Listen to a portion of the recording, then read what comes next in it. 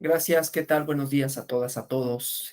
Un gusto estar aquí en esta segunda sesión en el Diplomado de Justicia Inclusiva y esta sesión, este segundo día, que platicaremos de los derechos políticos de las personas migrantes, ¿no?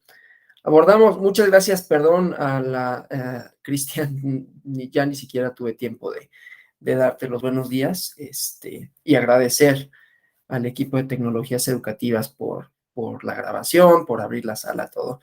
Estaba un poquito apurado ahorita porque tuve un pequeñito problema de que se reinició la máquina por una actualización y por eso me tardé 5 minutos en entrar. Pero bueno, normalmente iniciamos la grabación a las 9:05, así que tampoco perdimos tiempo, ¿no? Para efectos de la clase. Decía, pues, que el día de ayer habíamos dicho bueno, consideramos algunos de los aspectos más relevantes con relación al procedimiento, a la transformación de el derecho al voto, ¿no? Y también habíamos, perdón, es que sigo viendo aquí esta cosa, ¿no? Pero ya está todo bien. Hablamos en términos generales de cómo el derecho a votar, ser votado, representación y participación transforman la idea de ciudadanía, ¿no? La primera hora, el primer bloque de la clase lo dedicamos a hablar de ciudadanía en términos generales y después ya vimos los aspectos finos con relación al voto, al derecho a votar.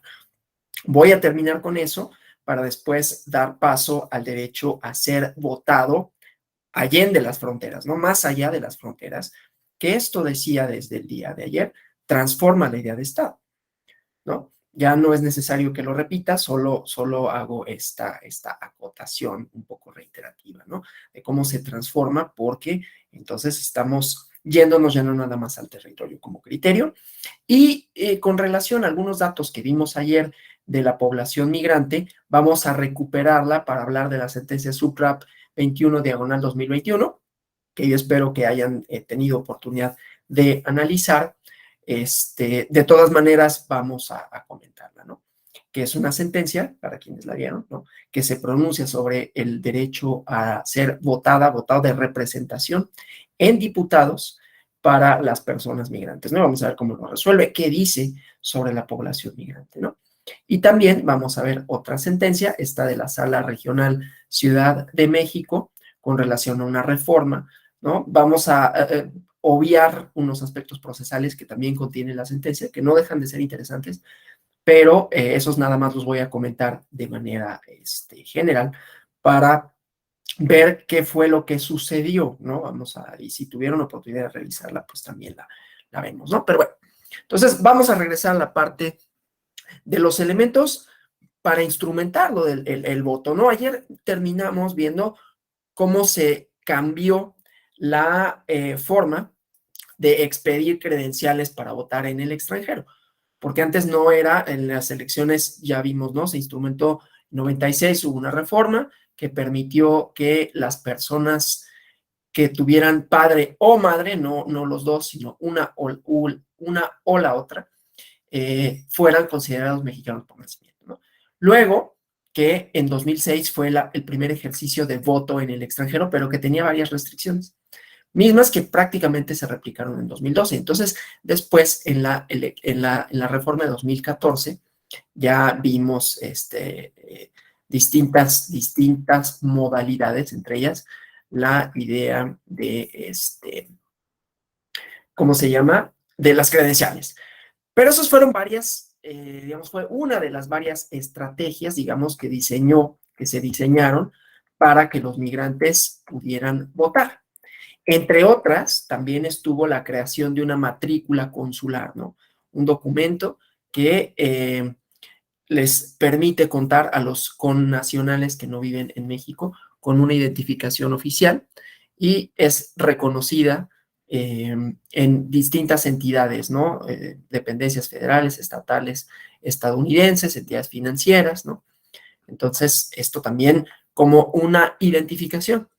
Y se planteó en algún momento si esto podía ser un medio de identificación para votar, pero Desde luego, esto no fue así porque hubiera supuesto alterar la naturaleza misma del listado nominal, ¿no?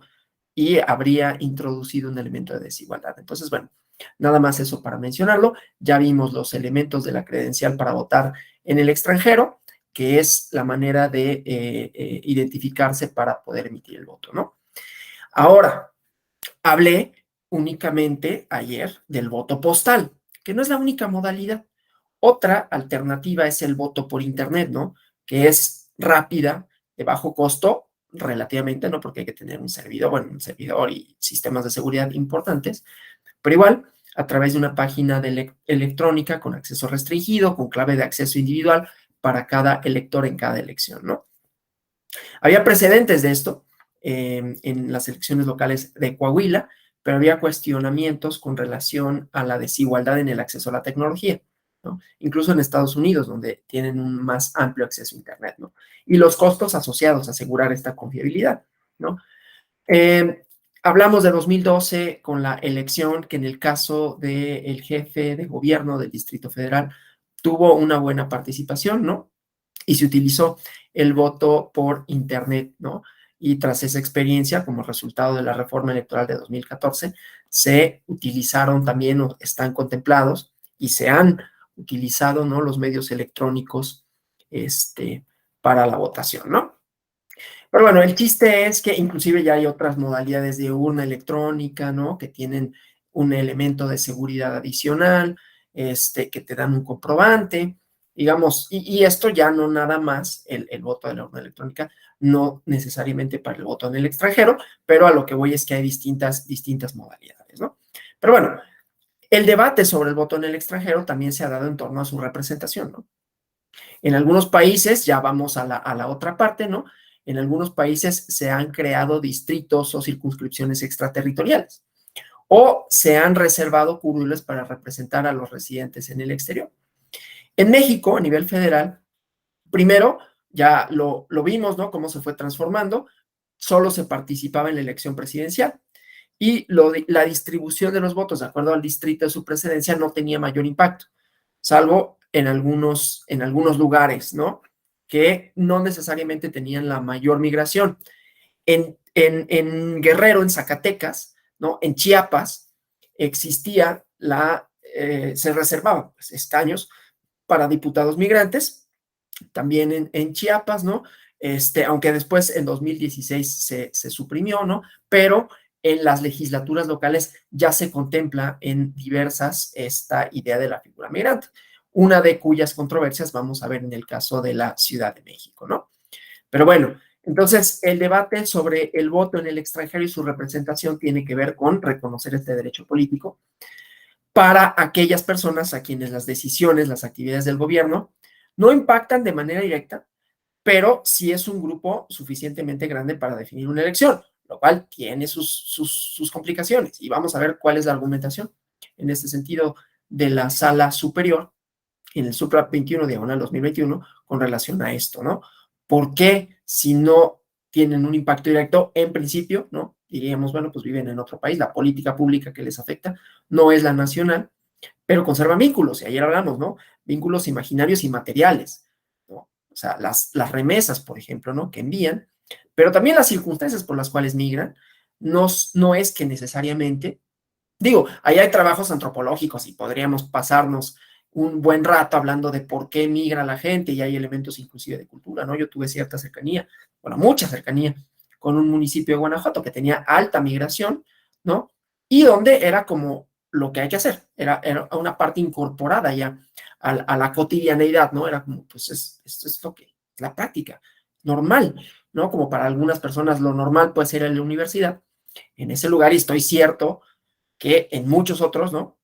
Por diversas razones, ¿no? Por estructuras históricas, digamos, es como lo que se hace, ¿no?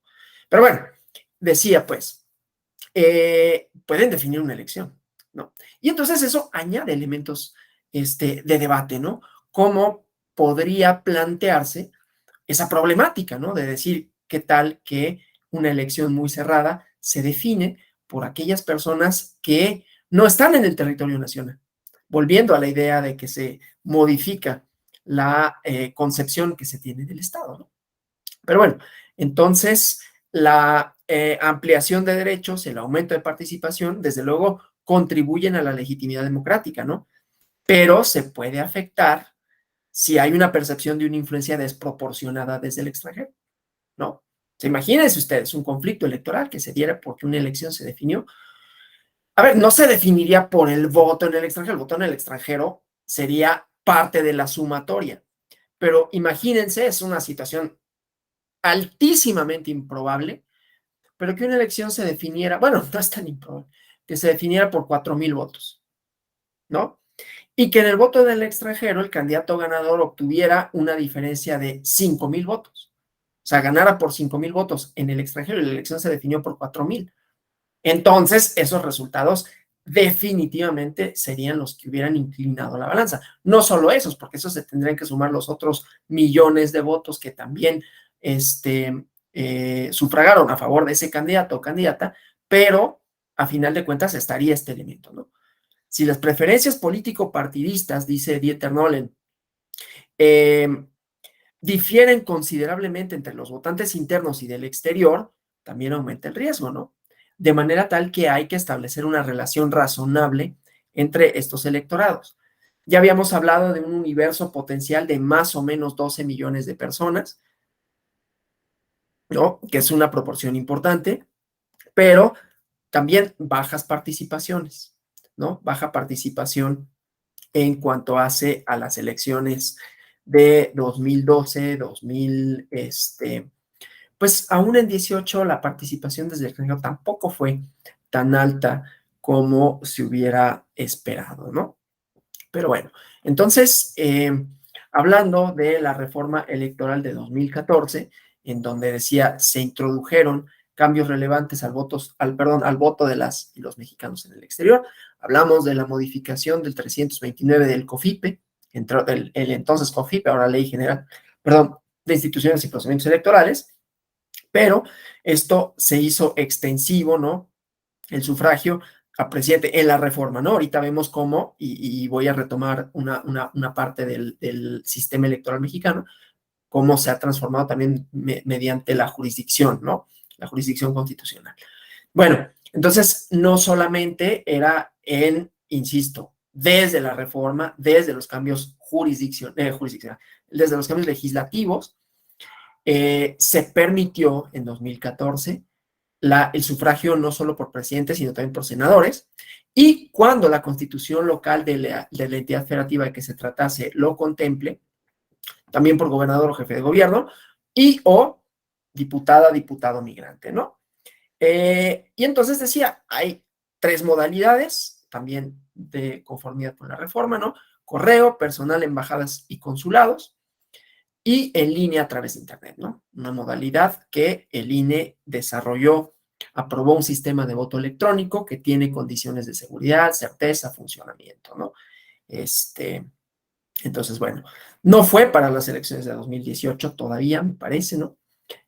Pero había elementos, ¿no? Obviamente, las carencias presupuestales, la falta de tiempo, de certeza técnica, en 18 lo hicieron complicado, ¿no?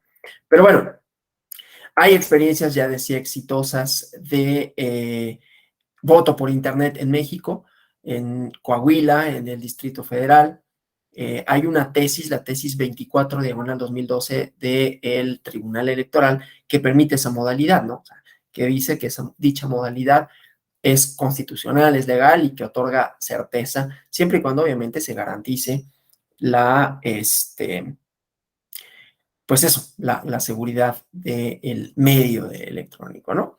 Hay otros países, ¿no? España, hay un comité, un informe del Comité de Ministros del Consejo de Europa que ha señalado también, ¿no? Recomendaciones específicas para cuidarlo de la intromisión de hackers o piratas cibernéticos, una parte también que atañe a los delitos electorales, ¿no? Los delitos en la modalidad cibernética, ¿no?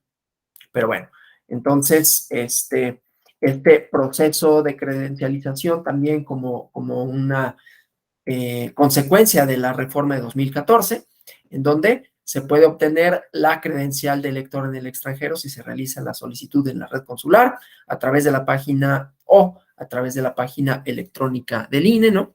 Hay una cita, se entregan documentos o el procedimiento que habíamos dicho ayer ya por internet, ¿no?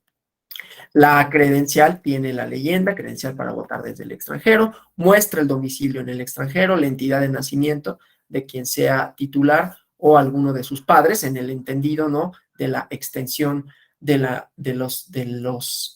ciudadanía mexicana por nacimiento, cuando uno de los padres, el padre o la madre es nacida en México, ¿no?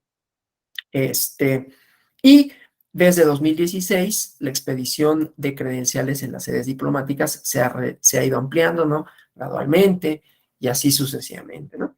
Entonces, bueno, otra parte de lo que también estábamos hablando ayer, ¿no? Que tiene impacto en este tema, ¿no?, de la migración y también en cuanto hace a los derechos, porque decíamos, ¿no? Pero ¿por qué se haría extensivo el concepto de ciudadanía para personas a quienes en principio pensaríamos no incide de manera directa la implementación, la instrumentación de políticas públicas en México? Pero es que resulta que sí, ¿no?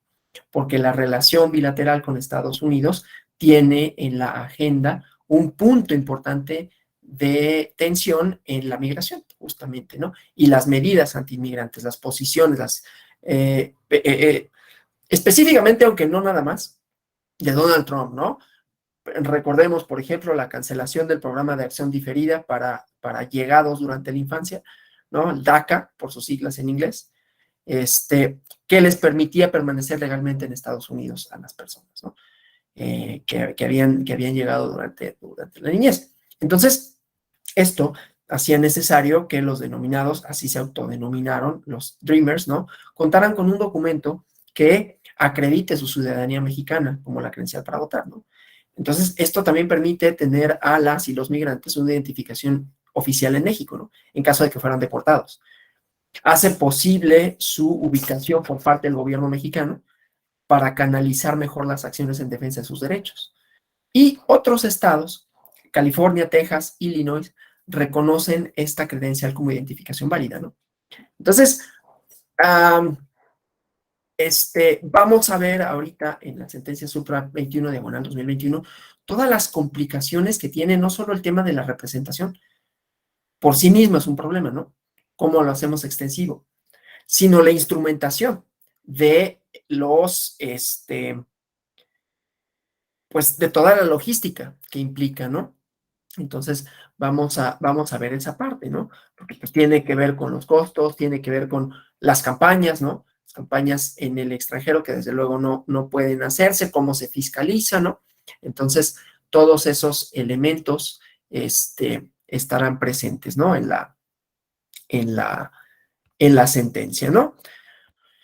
Antes que ver esa, vamos a ver una primera que es la sentencia de la Ciudad de México, de la Sala Ciudad de México, ¿no? Déjenme, nada más estoy aquí abriendo el archivo para proyectarlo, que ayer les comenté, nada más que creo que me equivoqué de número de expedientes, dije 20, es 27, pero bueno, aquí la proyectamos.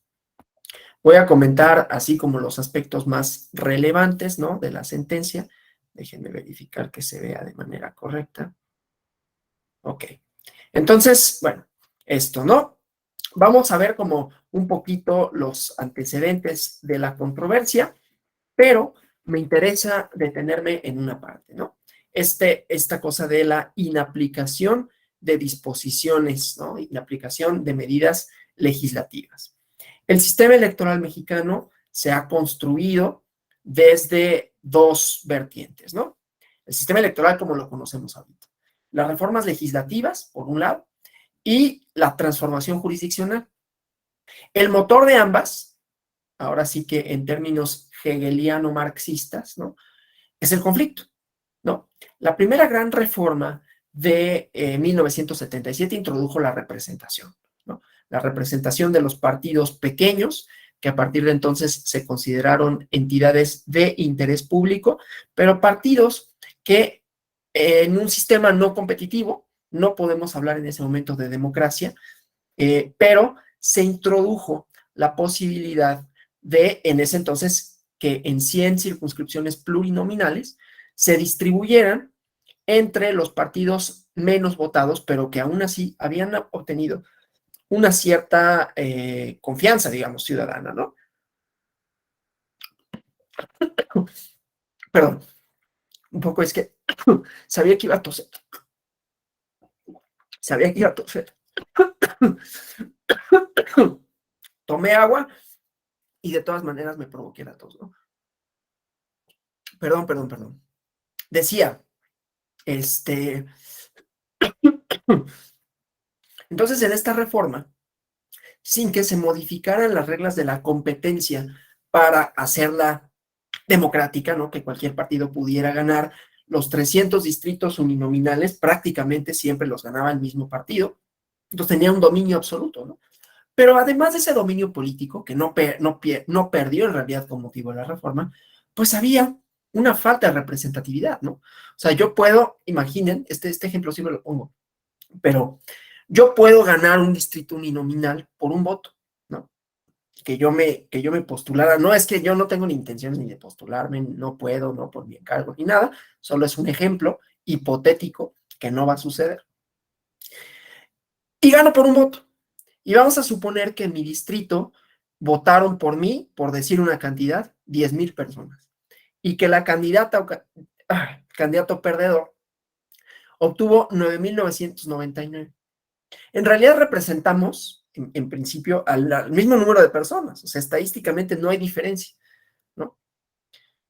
Y entonces se quedarían sin representación las mismas personas, prácticamente, es casi 50-50, ¿no? De manera tal que introducir un sistema de representación proporcional, pues equilibra un poco esa parte, ¿no? De todas aquellas personas que se quedan sin representación, pues tendrían derecho a que hubiera algunos escaños, ¿no? Que les confiriesen ese derecho fundamental que es la representación, ¿no? Oye, pues nadie va a hablar por mí, ¿no? El candidato ganador no representa mis intereses. Es más, hablando ya no nada más, ayer vimos que las tradiciones de ciudadanía, no solo desde el punto de vista liberal, que a mí es lo que más me interesa además, ¿no? La democracia liberal se ha entendido como un sistema de representación, ¿no? En donde hay una pluralidad de ideas. Tiene sus contornos, tiene sus límites, no todas las ideas necesariamente son válidas, ni todas las ideas tendríamos que aplaudirlas. Ayer hablamos de esto, ¿no?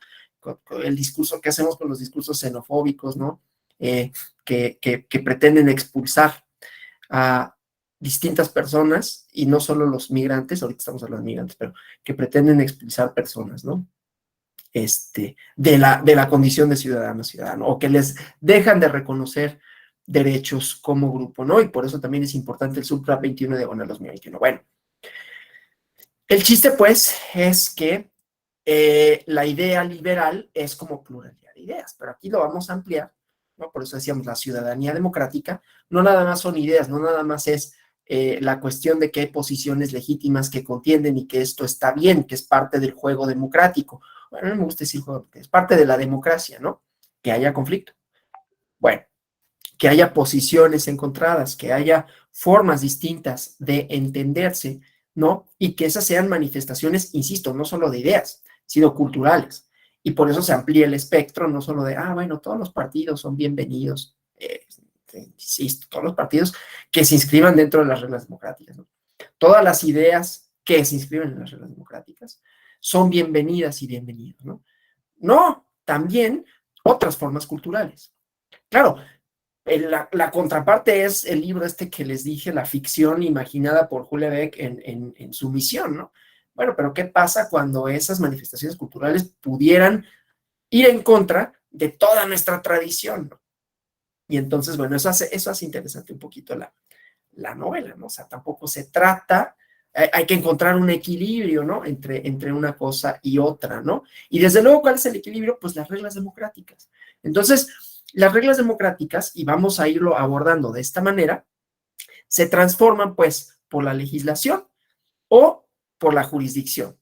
Luego vino otra reforma de 87 que ya constituyó algo un poquito más allá, ya no solo representación, autoridades, ¿no? Autoridades con una cierta, en este momento, acotadas facultades para pronunciarse con relación a las elecciones.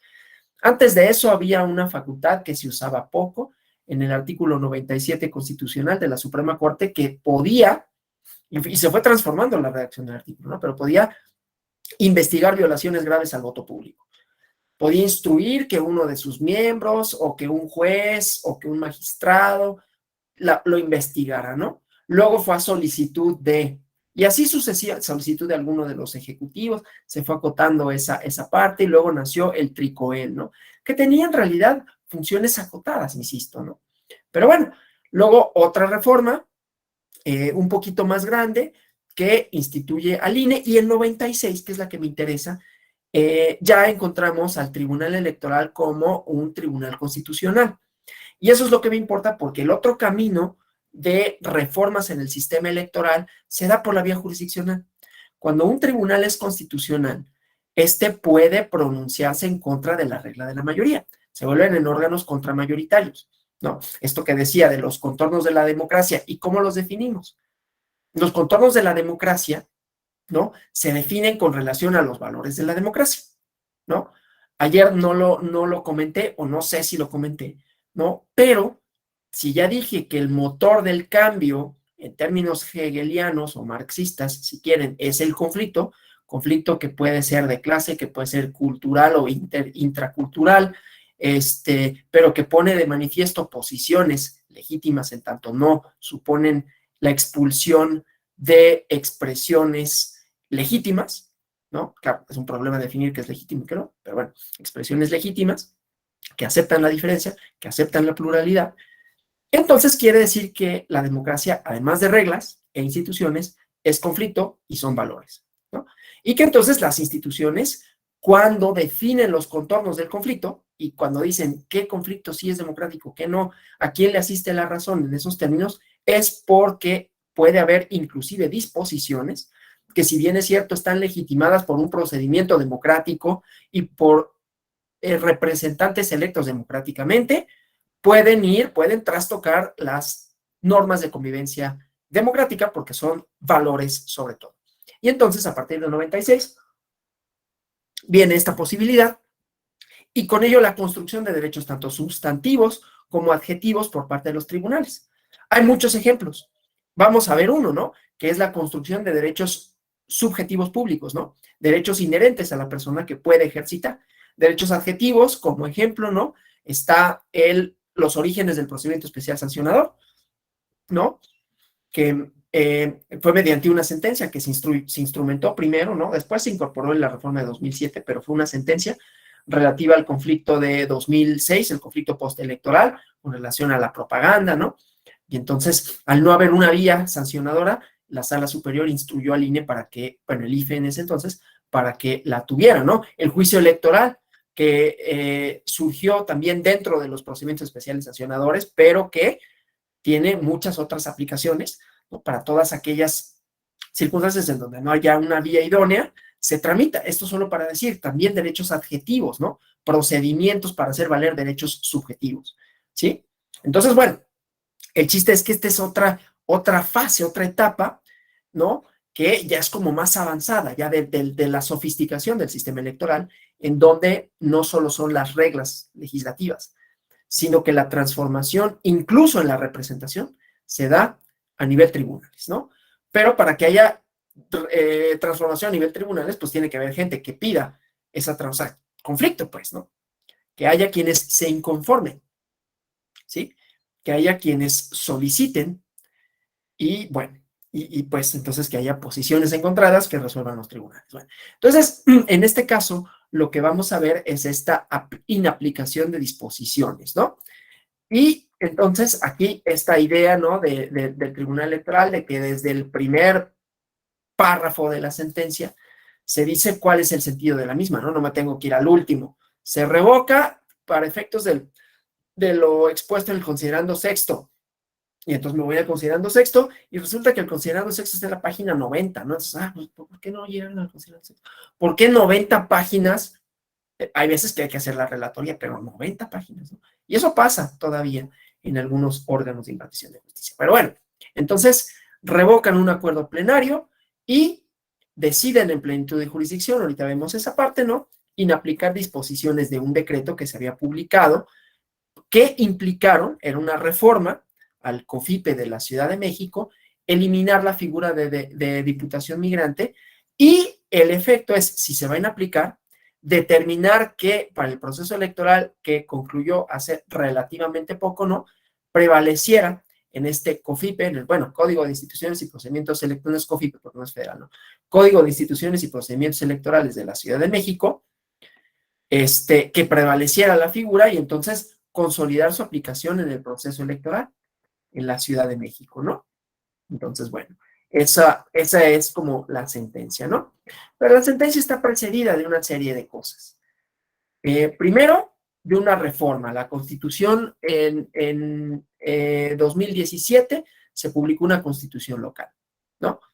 Para la Ciudad de México, ¿no? Y entonces se establecía dentro de esta la figura de diputación migrante. Ahorita lo vemos, ¿no?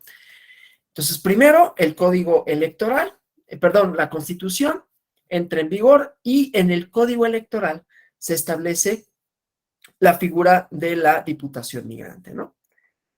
El Instituto Electoral de la Ciudad de México lleva a cabo una serie de actos para poder instrumentar la figura, ¿sí? Para darle materialidad, una serie de foros, un comité especializado, foros internacionales, y aquí, bueno, vienen todas las acciones realizadas que tienen que ver con lo que decíamos ayer, ¿no? Para la instrumentación de esto, pues es finalmente una política pública que le da la posibilidad de representar, y entonces hay que ver algunos de los datos que yo referí de manera muy general, ¿no? De migración, ¿no? En donde se concentran, cuál es su dispersión, cuáles son las condiciones por las cuales migran, en qué entidades se localizan, ¿no? Y además, desde luego, un estudio comparado, ¿no? De cómo ha sucedido en otros países esta representación más allá de las fronteras, ¿no? Pero bueno, entonces, ya decíamos, una serie de foros de análisis para colocar la figura de la diputación migrante que se reconoció en el Código Electoral. Y después se modificaron en 2019 diversos artículos del Código Electoral, entre ellos varios que suprimían la figura, ¿no? Se aprobó ese dictamen, ¿no? Estoy haciendo como una síntesis muy general del procedimiento legislativo. La sentencia ahí es el JDC 27/2020, que lo pueden consultar, ¿no? Para que tengan como mayores elementos. Ahorita yo lo voy a comentar, insisto, de manera muy general y muy rápida, ¿no? Bueno, se publica y entonces aquí lo que vemos, ¿no? En el texto es que se suprimen varias cosas, bueno, se derogan varias cosas, ¿no? Se dejaba este derecho, tendrán derecho a emitir su voto, ¿sí? Podrán ejercer su derecho al sufragio, ¿no? Ayer iniciamos la clase y yo les preguntaba, ¿cuál es el derecho o los derechos fundamentales de la ciudadanía? Decían, votar y ser votado. Aquí se estaba reconociendo el del voto, no el de ser votado. Se suprimió, ¿no? En la reforma, porque el Código Electoral, veremos más adelante, ¿no? Sí contemplaba la figura del diputado migrante y además en este texto decía votar y ser votado, entonces hubo esta reforma, ¿no?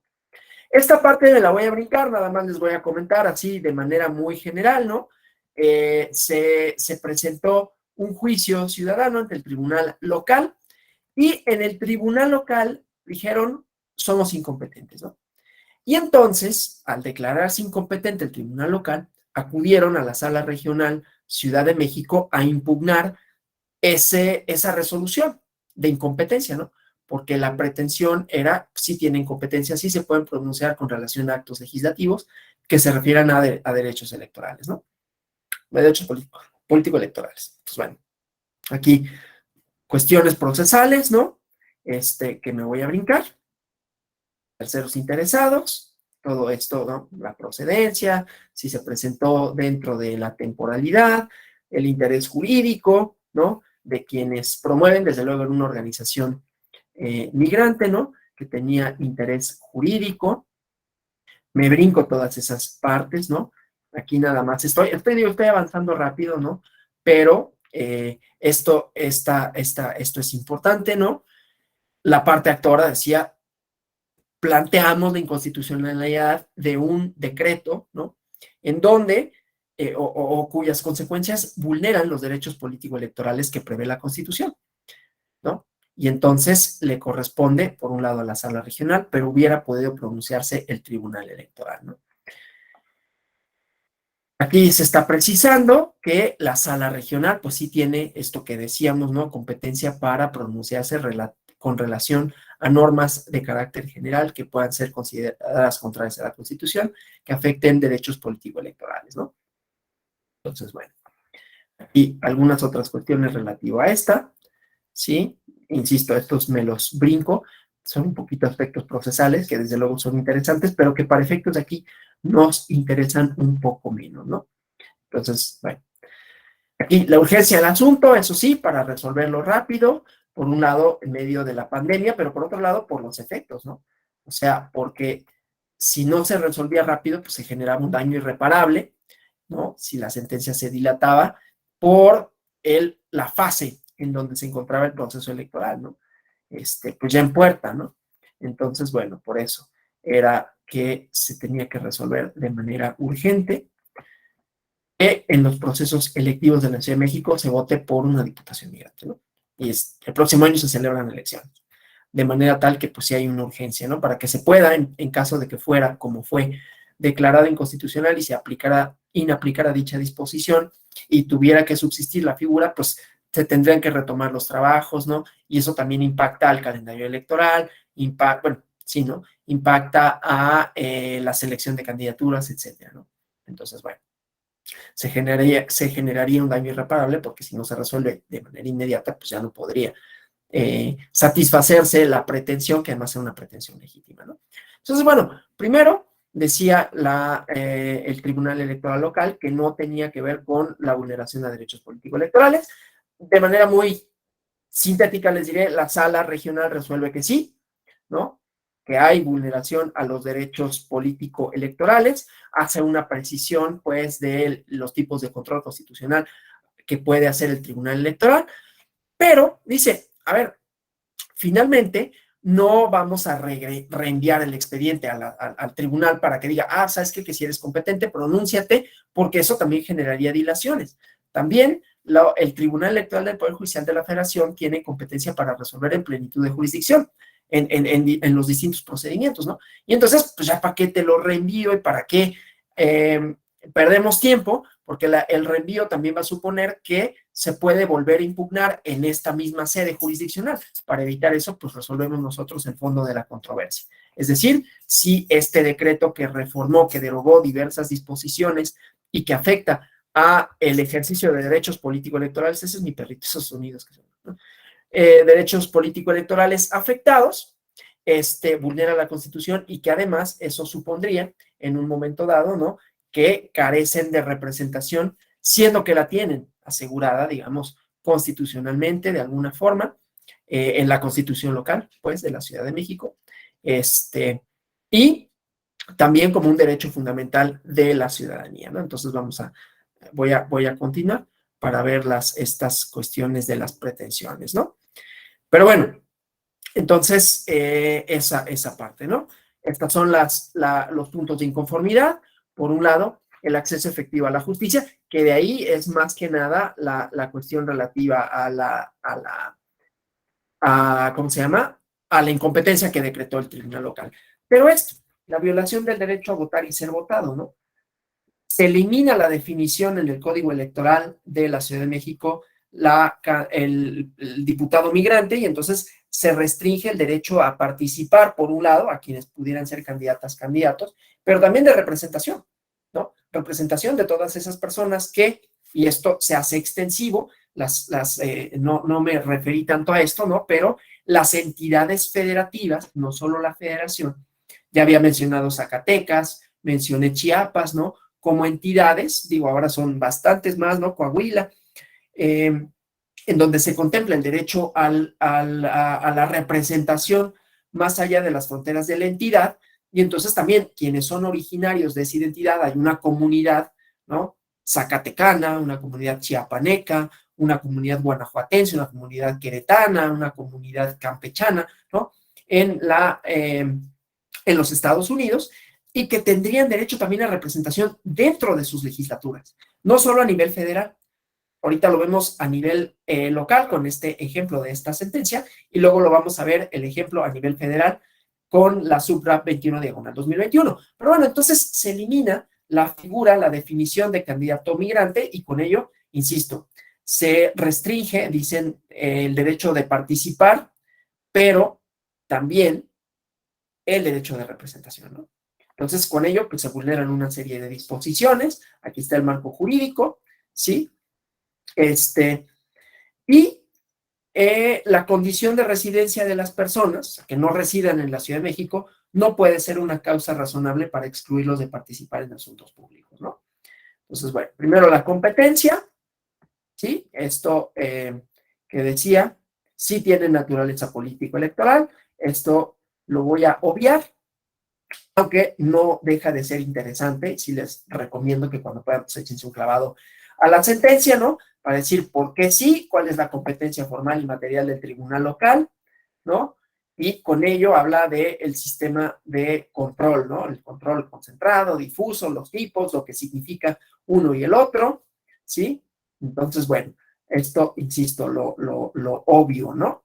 Para hablar de las disposiciones electorales que se consideraron violadas. Aquí, insisto, sigue hablando de la competencia del tribunal y después nos vendrá a decir, no obstante, ya no es necesario regresárselo por la urgencia y por las propias facultades que tiene el tribunal de pronunciarse con relación a la plenitud de jurisdicción y ya no tener que regresarlo, ¿no? Entonces, esto que les digo, ¿no?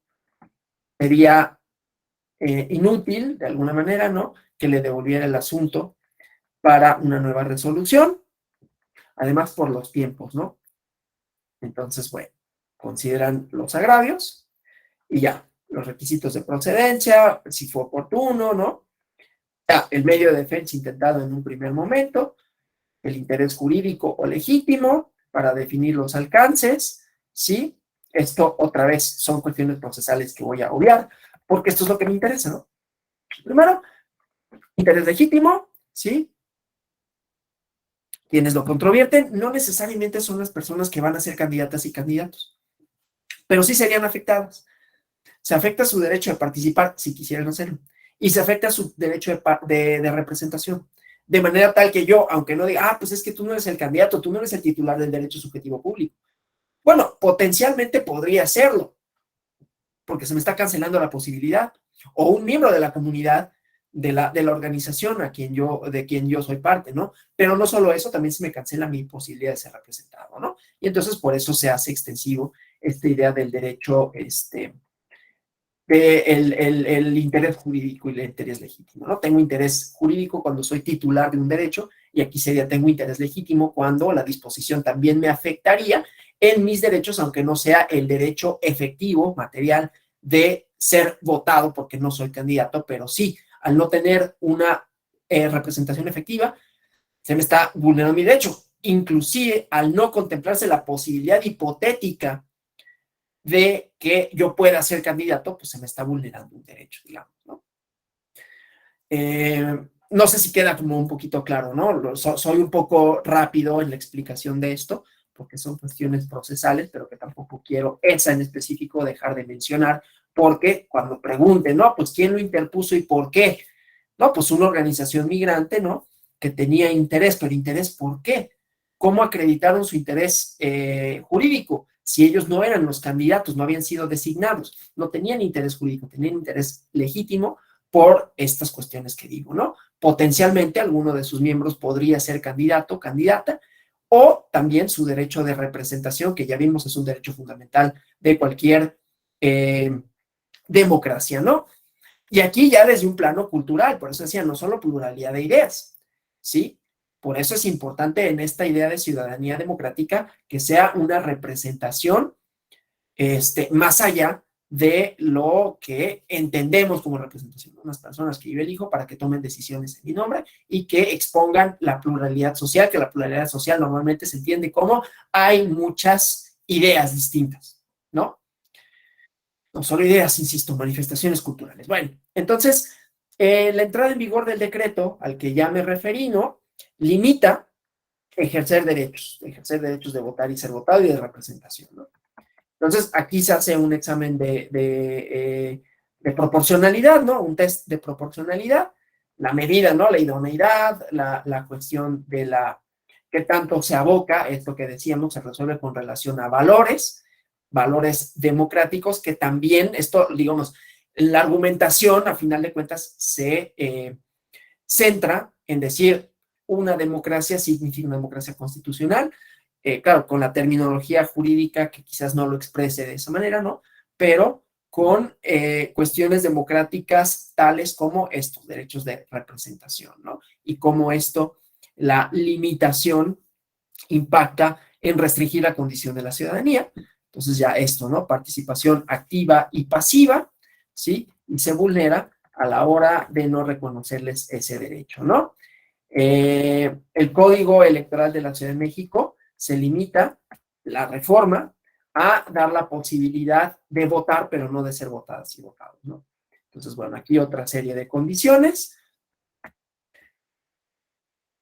Esta colectividad, ¿no? Del promovente, hablando del interés legítimo, ¿no? Que pues que pertenezcan a la misma, ¿no? Y aquí está. Ya vimos la idea de la credencial para votar, ¿sí? Que inclusive la credencial para votar en el extranjero viene la entidad de origen o de los padres, ¿no? Si en caso de que sean mexicanos de segunda generación. Entonces aquí están, como lo acreditan. Bueno, esta cuestión del marco constitucional y convencional, ¿sabes? Lo obvio, pero sí diré, ¿no? La idea de la ciudadanía, la idea de la ciudadanía democrática, además de esta posibilidad de manifestarse, de que se le reconozcan derechos más allá de las fronteras a las y los mexicanos, y no solo, pero ahorita estamos hablando de esto, personas migrantes en México. Claro, hay otros países que también lo reconocen, ya lo comentamos, pero la idea de los derechos de la ciudadanía democrática es que se amplíen, ¿no? El principio pro persona, de manera tal que cualquier restricción va en contra de ese principio, que es más o menos lo que va diciendo la sentencia, ¿no? Insisto, con otra terminología jurídica, pero que se pronuncia sobre de esto, ¿no? Aquí lo que me interesa ver es los cambios, ¿no? Entonces, aquí el interés legítimo, ¿no? Y otras cosas relativas a esto. Luego los planteamientos, esto del derecho a votar, la idea de que se afecta el derecho a ser votado o votado en las dos vertientes, ¿no? Y aquí el decreto. ¿Qué decía el decreto, no? ¿Cuáles eran los motivos para decir que se suprimía, pues, lo relativo a la diputación migrante, ¿no? Entonces, por un lado, en la Constitución, ¿no? En la Constitución, en el artículo 34, apartado B, numeral 1, inciso B, decía que las candidaturas de personas originarias de la ciudad residentes en el extranjero tendrán derecho a la representación proporcional. En la Constitución, no voy a leer todo el texto desde luego, ¿no? Aquí viene una parte de cómo se instrumenta, ¿no? El número de curules, que, pues, cómo resolvemos esa parte territorial. Ya habíamos visto, algunas legislaciones contemplan distritos propios para quienes están más allá de las fronteras.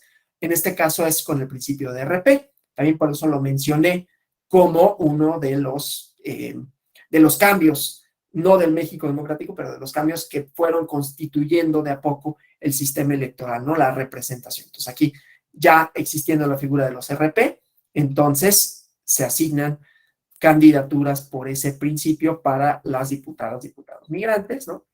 Este párrafo no quedó incorporado en la Constitución, pero, ¿no?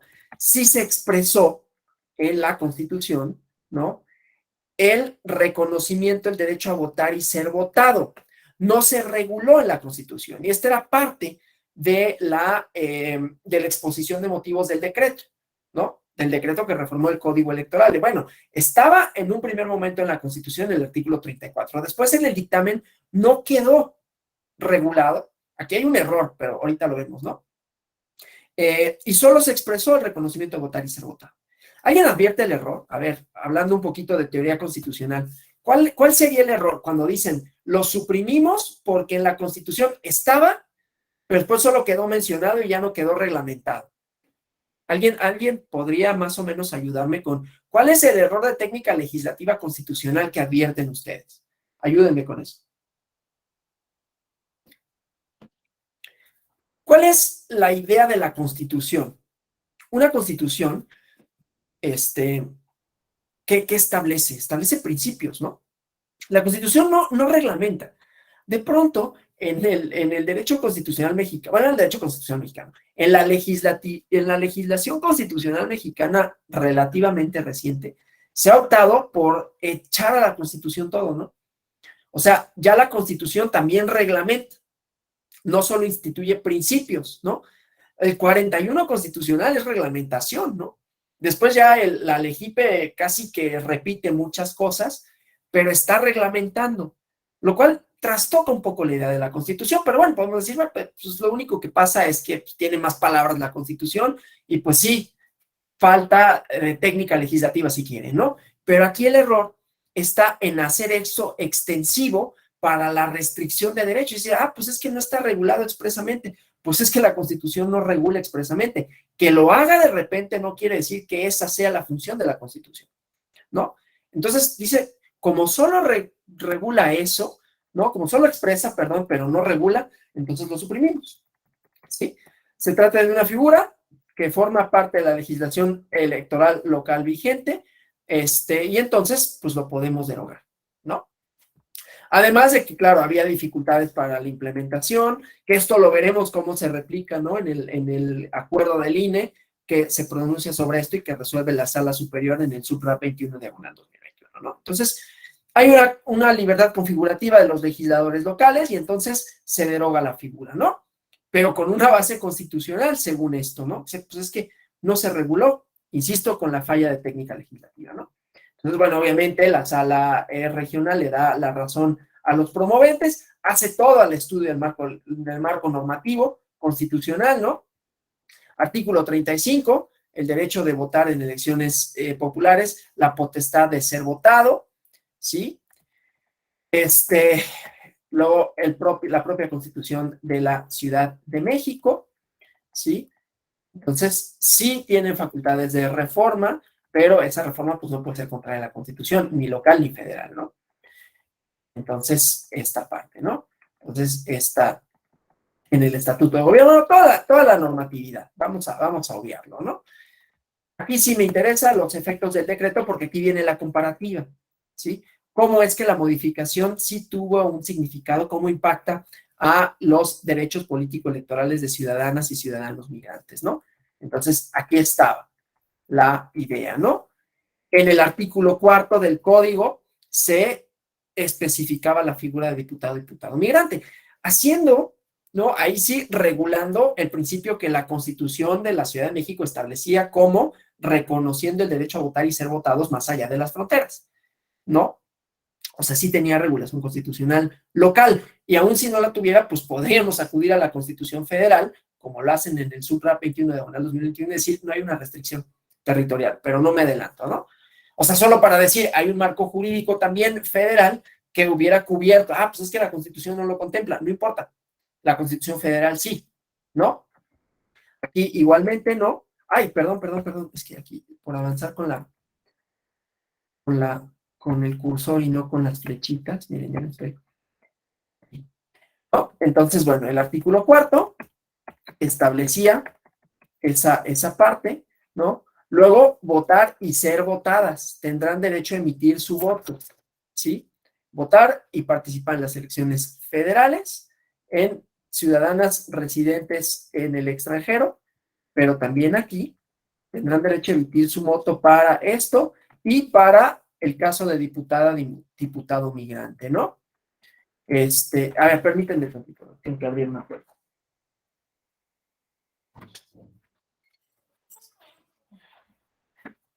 Luego tengo inclusive fallas en el internet porque está abierta la puerta y aquí ya me estaban marcando que había baja señal. Entonces, bueno, decía esto, ¿no? La idea de cómo se limitó ese derecho. No, no me voy a ir artículo por artículo, solo lo voy a mencionar de manera general, ¿no? Igualmente aquí, el ejerce, cómo se instrumenta, ¿sí? Las candidaturas, emitirán acuerdos, convenios con el Instituto Nacional, dependencias, ¿no? Y así lo iba regulando. Todo eso se derogó. Con el artículo 76, derogadas la fracción quinta, en donde igualmente, ¿no? Diputado migrante, el sistema electrónico para los resultados, ¿no? Toda la instrumentación. ¿Sí? Entonces, obviamente, la modificación elimina esa posibilidad, ¿sí? No obstante que tiene marco constitucional, marco convencional. Además, ya habíamos visto, ¿no? Al principio de la sentencia, se establece cuáles fueron todos los, las gestiones, todo lo que hizo ya el instituto local para tomar en cuenta la diputación migrante, ¿no? Todo esto, todas estas cosas, ¿no? Comités especializados, pero vean, ¿no? Van viendo todos los informes, o sea, ya había ido toda una instrumentación, estrategias, como dice aquí, desarrolladas para materializar esa figura, ¿sí? Análisis sobre ordenamientos, marco legal de la Ciudad de México, reuniones, observaciones técnicas, sistematización, informes, o sea, ya se le había dado materialidad, ¿no? Y la reforma, pues, lo suprime, toda esta figura. Entonces también dejó de lado todo lo que ya se había hecho, ¿no? Otra vez asiste la razón y se tiene que inaplicar. Y por lo tanto, tiene que regresar a como había estado antes de la reforma. Entonces, otra vez, ¿no? Esto ya lo vimos, pero regresar al texto en donde se reconocía.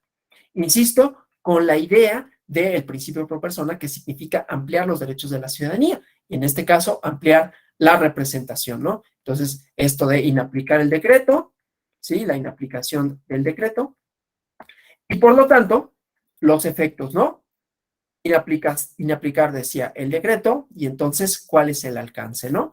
Es vincular al instituto electoral, o sea, una vez que está dicho que el acuerdo es inconvencional, inconstitucional y que se inaplica, entonces, ¿eso qué significa, no?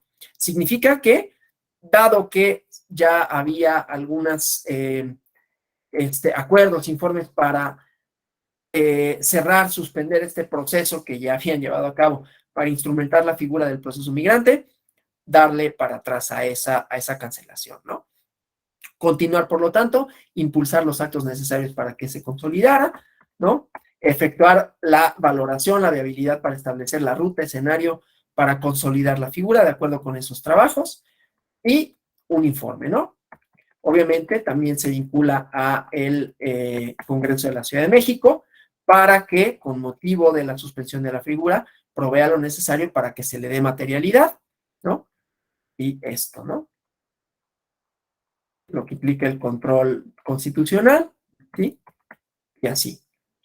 Darle los efectos, nada más decir, pues está, es inconstitucional y se debe de restituir, sino los términos en los que se debe dar y la temporalidad, ¿no? Entonces, aquí vemos una controversia, la controversia con base constitucional, lo que dijeron unos, lo que dijo otros, la aplicación del principio pro persona y cómo esto tiene impactos procesales, ya vimos lo del interés legítimo, pero impactos también en cuanto hace al diseño del Estado, ¿no?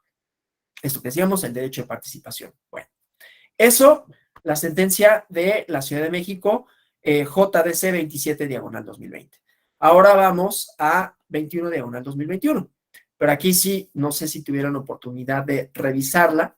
Y si es así, pues primero que nada quiero escucharles que me digan qué vieron en la sentencia. Porque es una sentencia que viene de un cumplimiento de una sentencia. O sea, el INE formó un acuerdo, ¿no? Ese acuerdo fue impugnado, y como en cumplimiento a ese acuerdo, se dictó el que fue nuevamente impugnado en el 21 diagonal 2021. Era 121 diagonal 2020 la sentencia en cuyo cumplimiento se dictó el acuerdo, pero el acuerdo resultaba restrictivo para los derechos de la comunidad migrante, ¿no? Y sobre esto se pronuncia la Sala Superior. Si tuvieron oportunidad, ¿no?, de leer la sentencia, entonces, ¿quién me puede ayudar, no? levanten la mano, abran el micrófono y pues algunos comentarios que tengan con relación a esto, con relación a la sentencia en general, con relación a la controversia planteada y con relación a lo que la Sala Superior dice respecto de, no sé, la libre configuración de los partidos, ¿no? Algunos de los puntos impugnados, algunos de los derechos subjetivos públicos que se ponen ahí en tensión y desde luego lo que resuelve en términos de representación. ¿Voluntarias, voluntarios?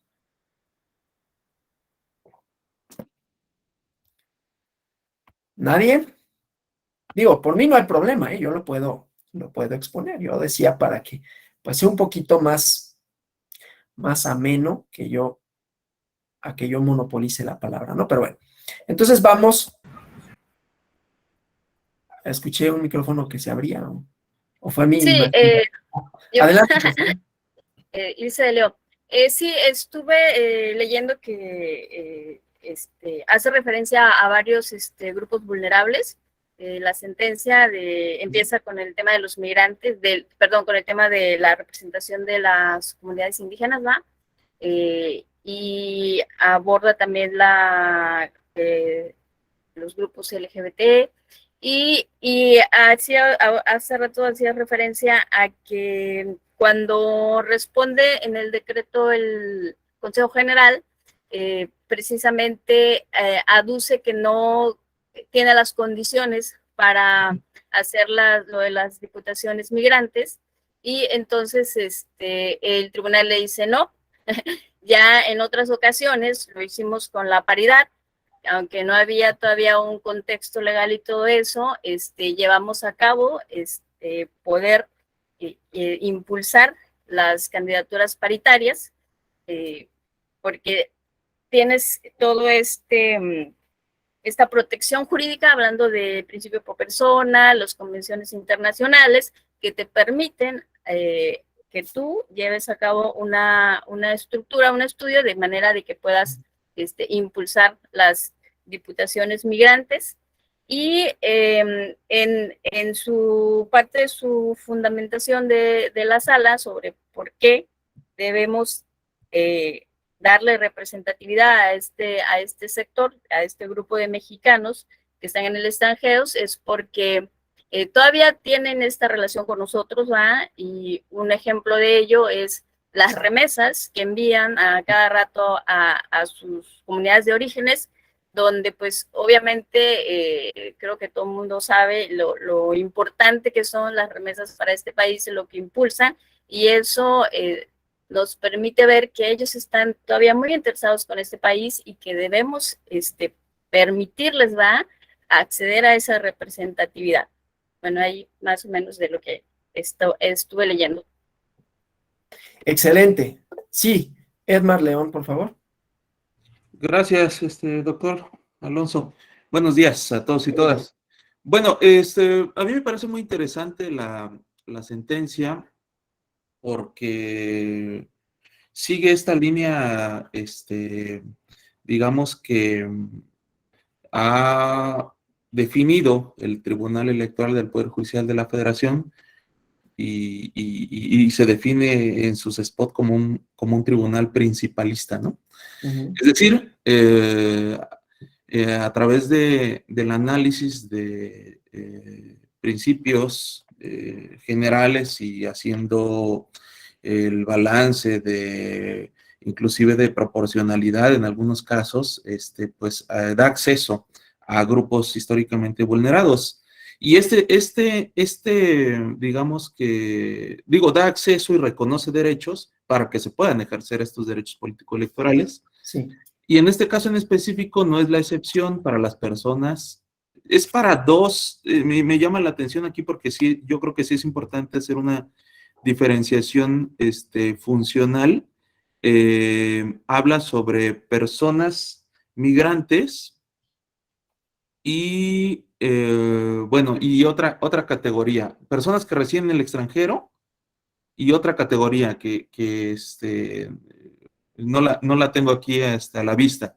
Pero digamos que lo más relevante o lo más importante es esto, justamente como a través de, primero, el reconocimiento de, digamos que de de la comunidad migrante como una comunidad,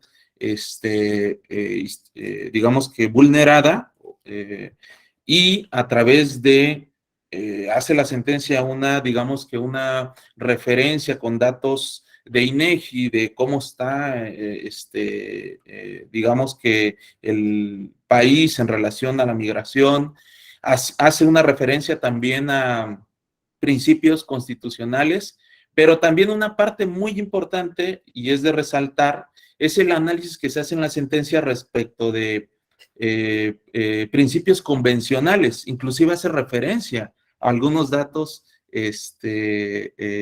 digamos que de los que México se ha comprometido, ha sido parte en tratados internacionales que ha firmado, ¿no? Entonces, al llegar a esto, digamos que al hacer este análisis, pues justamente llega a la conclusión del propio tribunal de que hay que garantizar el ejercicio de derechos político-electorales de personas migrantes, y porque están en situación de vulnerabilidad. Y algo importante digamos que por lo menos yo he notado en las últimas, o a partir, no tengo el dato a partir de qué año, pero sí hay una vinculación directa al Congreso para que legisle. O sea, lo que debe suceder es que primero, en una lógica, que primero haya digamos que, una lógica en la que el Congreso cree reglas para los grupos vulnerados históricamente, y los institutos electorales pues las apliquen, el caso federal y los locales, y el tribunal revise. Pero en este caso pues está prácticamente vinculando primero en esa línea digamos que al Congreso para que haga las modificaciones y se puedan ejercer estos derechos, ¿no? Bueno, y les dice cómo además, porque Sí. luego ha sucedido que entiendo que ha quedado como muy abierto en otras sentencias, y les dice aquí exactamente cómo lo deben de hacer, creo que dentro de los primeros 10 lugares, etcétera, y otras reglas, y además le dice concluyendo el proceso electoral, ¿no? Entonces, digamos que eso es lo relevante de esta sentencia, ¿no? Perfecto, muchísimas gracias. ¿Alguien más que desee comentar o participar? Sí, Gabriela Moreno, por favor. Buenos días a todas y a todos.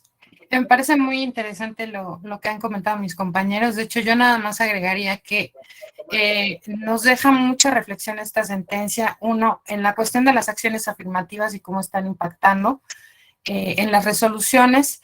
Y dos, cómo se van a hacer los ajustes dentro de los partidos políticos, porque finalmente parecería, y lo hemos visto a lo largo del diplomado, que muchas determinaciones se hacen a golpe de sentencia, ¿no? Entonces, sería interesante ver cómo va a evolucionar esto desde el ámbito de los partidos políticos, ¿no? Pienso, esa es mi reflexión. Perfecto. Sí, tiene toda la razón, porque ahorita que veamos la sentencia, siguen abiertas las participaciones, para quien desee comentar algo. Justamente, como vamos a ver ahorita en la sentencia, que ya gracias a sus participaciones, pues va a ser mucho más fluido el análisis, ¿no? Hay una parte que este acuerdo es impugnado por digamos, no dos personas, pero dos tipos de actores, ciudadanas y ciudadanos, ¿no? Y partidos políticos. Los partidos políticos dicen es que el acuerdo es excesivo, el acuerdo del INE que se dicta incumplimiento a la sentencia, que en ese caso era la 121/2020. ¿Por qué? Porque afectan la libre configuración de los partidos. Eso es bien interesante, ¿no? Porque los partidos políticos efectivamente gozan de esa libre determinación, ¿no? ¿Esto qué quiere decir? Que la selección de sus candidaturas no tendría que estar mediada por otra cuestión que sus propias finalidades, ¿no? O sea, vamos a elegir a las candidatas y candidatos que consideremos idóneos para la competencia, ¿no? para la competencia, los que nos representen una mayor posibilidad potencial de obtener el triunfo, digámoslo de esa manera, con una cierta racionalidad instrumental, ¿no? Y entonces, si tú me dices que yo tengo que incluir a estas personas, a estos grupos, entonces estás minando esa posibilidad, ¿no? Ahora, esa es ahorita vemos qué resuelve la sala superior en ese sentido, porque también es interesante ver qué dicen los partidos, que esencialmente es esto, ¿no? ¿Qué dicen los partidos y qué les responde la sala superior? Porque aquí la idea es que se limita la racionalidad de los partidos políticos, la racionalidad instrumental, decía. ¿Por qué? Porque los partidos políticos, para quienes más o menos no hayan estudiado cuestiones relativas a estos, además de la definición legal que podríamos tener en instituciones de interés público que reciben financiamiento y que sirven para la competencia democrática, ¿no? Digamos, una definición, no es la definición legal, pero que tiene esos elementos, ¿no? Pero los partidos políticos son también intermediarios entre los cargos de representación y gobierno y la ciudadanía. Y entonces, ¿qué pasa cuando eres un intermediario entre los cargos de representación y gobierno de la ciudadanía? Y por eso digo, esta sentencia me parece que es emblemática para definir esto que es la ciudadanía democrática en los términos en los que lo he expresado desde el día de ayer, de pluralidad social. Porque si tú eres un vehículo para la representación y los cargos de gobierno de intermediación entre cargos y ciudadanía, tienes que reflejar la pluralidad social. Y la pluralidad social no son nada más las personas que tú seleccionas de conformidad con tus intereses político-electorales, ¿no? Es decir, de ganar, que es la racionalidad instrumental de un partido político, ¿no? Entonces tienes que incluirlo. ¿Eso puede minar tus posibilidades de triunfo? Quizás, pero antes que tus posibilidades de triunfo está la representación efectiva de la pluralidad social de la cual eres copartícipe, ¿no? Como partido político, como instituto. Entonces, de esa manera se limita, y eso me parece súper interesante, la idea de que los partidos políticos, y decía para quienes hayan estudiado, ¿no?, sobre partidos políticos, hay un autor que se llama Robert Michels, que escribe sobre las oligarquías en los partidos políticos, la jaula de hierro de los partidos políticos, dice Max Weber, y él dice la ley de la oligarquía de los partidos políticos. Las candidaturas, la dirigencia, la selección de las personas está limitada por un grupo de personas, de funcionarios, por una élite, que son los que a final de cuentas deciden, y que además la élite pues es la misma. Es más o menos fácil de verificarlo empíricamente, ¿no? Esto no estoy hablando en detrimento de ningún partido, es una práctica, y ni siquiera es una práctica necesariamente exclusiva de México, ¿no? Pero vemos que pues candidaturas que se repiten, ¿no? De repente uno es diputado y ahora es senador y ahora es otra vez diputado pero local y ahora es presidente municipal. Entonces, como que son siempre los mismos. Inclusive si ahorita pensamos en los nombres políticos más relevantes y hacemos un examen hacia atrás de su trayectoria, es la misma, ¿no? Entonces, hay como una especie de burocracia oligárquica que ha monopolizado las candidaturas y ha monopolizado los puestos. Y eso tiene otras implicaciones en las que ya no me meto, pero tiene implicaciones en la falta de crédito de los partidos. Pero eso ya es otra cosa, ¿no? Pero entonces, pues, aquí se están delimitando las fronteras de hasta dónde pueden tener esta libre configuración y limitando, por tanto, su racionalidad, ¿no? Que ese es un elemento que me parece fundamental, porque los partidos políticos, pues, tendrían que ser un instituto democrático en términos de reflejar eso, ¿no? La pluralidad en sentido amplio, la pluralidad cultural. Bueno, entonces vamos a ver algunos de los aspectos de la sentencia, ¿no? Que, insisto, me parece emblemática para efectos de hablar de la ciudadanía democrática. Como ya me ayudaron bastante, entonces vamos a obviar algunos elementos. Esto, obviamente, que comentaba nuestro compañero, que darle vista al Congreso de la Unión. Pero aquí hay una cosa interesante, porque hay como dos cosas, ¿no? Hay tres cosas. Una, decir al INE, no son válidas las restricciones que estableces para no reconocer en este proceso electoral, es decir, en el que acaba de suceder, no reconocer la figura de diputado migrante, por un lado. No es válido que tú digas que no se puede instrumentar. Así que instrumentala. No contamos con el ámbito, perdón, la arquitectura legislativa. Después se hace. ¿Cómo la vamos a hacer? Tú le vas a dar, o sea, cuando lo instrumentes, esa instrumentación te va a dar insumos para ver qué funcionó y qué no funcionó, y eso le va a servir a la legislatura para que después, ¿no?, establezca la arquitectura jurídica correspondiente. Y esto es bien interesante porque, insisto, ya se había hecho. Ya se había hecho, esta es la idea que ya me referí de la construcción de derechos subjetivos y adjetivos, ¿no? De reconocer cuando no hay una vía idónea, de reconocer, y qué pasó, ya les dije, ¿no? El procedimiento especial sancionador, el juicio electoral, y aquí de reconocer una figura que materializa un derecho, ¿no? Entonces, bueno, esto que decía, los antecedentes, la SUPRAP 121/2020, en donde se modificó un primer acuerdo para determinar pluralidad, ¿no? Candidaturas a diputaciones por principio de mayoría relativa sobre acciones afirmativas indígenas. Este fue el primer momento. Y aquí, ¿cómo se hace extensivo? Porque en la sentencia se ordenó fije lineamientos para instrumentar medidas afirmativas para la participación política de personas con discapacidad y grupos en situación de vulnerabilidad. Entonces, aquí se da cuenta de esto, ¿no? Los grupos en situación de vulnerabilidad, entre otras cosas, han tenido restringidos el acceso a la representación, ¿no? Yo no puedo, como persona en la condición socioeconómica a la que pertenezco, solo decir, bueno, yo soy sensible a las demandas de la comunidad LGBT. Pues sí, pero tú no padeces el problema.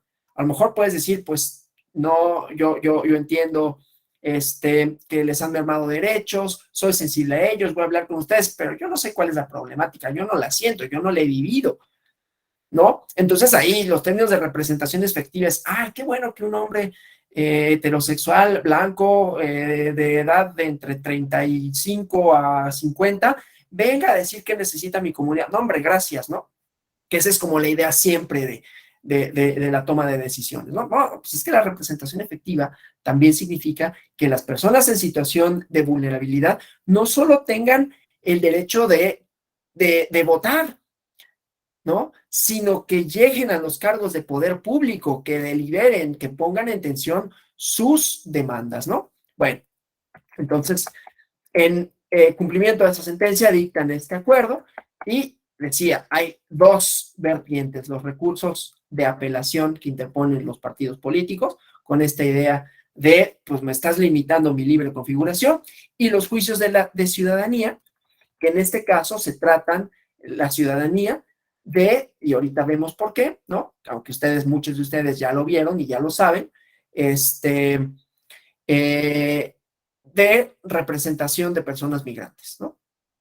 Entonces, bueno, aquí las cuestiones procesales relativas, la competencia, la cuestión del COVID, ¿no? Acumulación, ¿no? Pues vamos a resolver en un solo asunto todos, ¿no? ¿Para qué resolvemos de otra forma, ¿no? Este aspecto metodológico que ya lo conocerán, las cuestiones de procedencia, tiempo, forma, legitimación, interés jurídico, definitividad y los actos impugnados, ¿no? Y aquí están, entonces, distritos en donde se instrumentan en el acuerdo impugnado las acciones afirmativas indígenas, ¿no? Entonces, ¿cómo se integran? Dan las medidas afirmativas, pero se incluyen, hablando de ciudadanía democrática, ¿no? Personas con capacidad, personas afromexicanas, ¿no? Y cuántas fórmulas, cómo se integran en los distintos distritos, o sea, metodológicamente también se dan las directrices, aquí el INE, ¿no? En cumplimiento a la sentencia 121/2020. Y para las personas en extranjero dice, bueno, no hay posibilidades todavía, queda pendiente, ¿no? Bueno, entonces, los partidos, ¿no? Los partidos, bueno, perdón, los agravios, perdón, decía esta parte, principios de violación a los principios de certeza y seguridad jurídica, autodeterminación por parte de los partidos, como la implementación de las acciones afirmativas rompe esa autodeterminación y autodeterminación, y bueno, algunas otras cuestiones, ¿no? Entonces, esto de principios, la vulneración de los principios de certeza y seguridad jurídica por el acuerdo, dice, no hay una modificación legal, estas cuestiones que son un poquito digamos, importa la violación, importa para términos procesales, pero me interesa sobre todo esto a lo que me referí de manera general con la racionalidad de los partidos políticos, ¿no? La autodeterminación, porque una cosa es que yo cuente un poquito la sentencia y otra que entremos al análisis de qué significa, ¿no? Entonces, bueno, las medidas afirmativas y principios de certeza y seguridad jurídica, ¿no? Dice, me cambias las reglas. Ya había iniciado el proceso electoral federal, ya había preparación de precampañas y entonces ya no tengo certeza. Dice, no es así. El principio de certeza no se afecta porque aunque pueda haber métodos de selección de candidatos, estos ya sabían, ¿no? A partir de la sentencia 121 diagonal 2020 que se implementarían medidas afirmativas. O sea, ya tendría que haber estado contemplado. Insisto, esto es construcción de derechos jurisdiccionales, ¿no? A partir del conflicto, a partir de que hay personas que reclaman derechos. En este caso se reclamó no por parte de los partidos, sino por parte de grupos subrepresentados o no representados el contenido de un acuerdo, ¿no? Y entonces esto va modificando. Y esto, ¿no? La autodeterminación y la autoorganización se vulneran, se trastoca su efecto, su esfera jurídica. Sí, me encanta esto, ¿no? No voy a decir más que eso. Me encanta que digan medidas progresistas. Pues claro que son medidas progresistas, porque es una progresión, pero aquí lo aducen como algo, como lo que, cuando quieren desacreditar algo ahora, ¿no? Woke, ¿no? Antes no le dijeron, no lo pusieron así. Y grupos vulnerables de forma desproporcionada porque invaden espacios de decisión política. Es excesivo porque, como entidades de interés público que somos, los partidos, no estoy diciendo, estoy hablando en un plural como si estuviera yo aquí, ¿no? Como si estuviera argumentando. Me están haciendo una imposición, o sea, se contraviene esto porque me están imponiendo mediante medidas progresistas para contemplar a grupos vulnerables, ¿no? Entonces, bueno, es desde luego infundado, por lo que ya decía, ¿no? La autodeterminación tiene límites. Define sus procedimientos, sus requisitos para seleccionar precandidaturas y candidaturas, pero las autoridades electorales sí pueden intervenir en los asuntos internos de los partidos para garantizar, o sea, por un lado, su libre determinación y autoorganización, pero como decía, para garantizar que sean reflejo de la pluralidad social. No te están diciendo que no, que trastoques tu ideología, tus intereses, pero tiene límites, ¿no? Entonces, intervienen, están obligados a garantizar esta pluralidad, ¿no? Que grupos, personas pertenecientes a grupos excluidos, subrepresentados e invisibilizados, tengan participación política en condiciones de igualdad, ¿no? No te están diciendo además qué candidatos vas a elegir, te están diciendo que tengan un cierto perfil sociodemográfico, más no quiénes, ¿no? O sea, tú puedes elegir a los que quieras, de manera libre, siempre y cuando pertenezcan a estos grupos, ¿no? Entonces estás ampliando, pues, los alcances de los derechos de la ciudadanía, ¿no? Entonces, el ejercicio de la autodeterminación, en qué de las 5 circunscripciones, dentro de qué lugar, ¿no? Tampoco te están diciendo exactamente, ¿no? Entonces, eso, ¿no? Todo esto infundado, el exceso en la implementación de las medidas afirmativas, igualmente la base constitucional, la importancia de las medidas afirmativas, ¿no? Entonces, aquí con un examen de proporcionalidad, que igual lo voy a obviar, pero bueno, para quienes no hayan tenido la oportunidad de leerlo, ya con esto que comentamos y que voy comentando, pues les invito a que lo lean, porque además la verdad es que esta sentencia ayuda para todas las clases de este diplomado, ¿no? Entonces, bueno, lo mismo sigue la argumentación con relación a los partidos. Aquí ya me interesa irme, y lo mismo, o sea, de todos los grupos, por eso digo que es interesante para todas las clases o para la mayoría de estas, ¿no? Y para la idea, insisto, de la ciudadanía democrática en términos de pluralidad sociocultural, ¿no? No solo en términos de pluralidad de ideas, por eso decía, se amplía el concepto de ciudadanía, se amplía el concepto de Estado y se amplía el concepto de liberalismo, ¿no? O sea, no es un liberalismo restringido a la norteamericana, lo digo con todo respeto. No es que me merezcan mucho tampoco los liberales, no me encantan los liberales, ¿no? La verdad. Y por ese tipo de cosas, ¿no? Es como, ay, no, es igualdad, pluralidad, debate. Pero pues no todo el mundo tiene la misma igualdad, pluralidad y posibilidades de debate que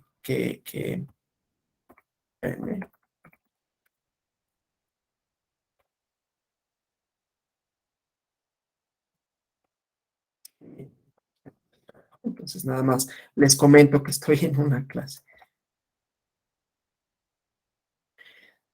Bueno, entonces decía, en términos de ciudadanía democrática, ¿no? Todo lo que abarca, ¿sí?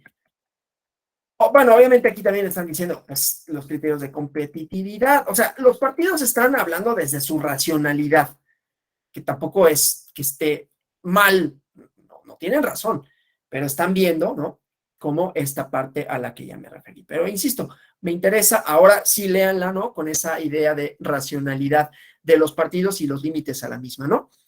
Y esto, a ver, también incide en cuanto hace a la idea de la democracia. Habrán leído ustedes, o sea, nada más para que veamos como los alcances que tienen, no solo las definiciones, las controversias y las resoluciones a las mismas, hasta teóricas, ¿no?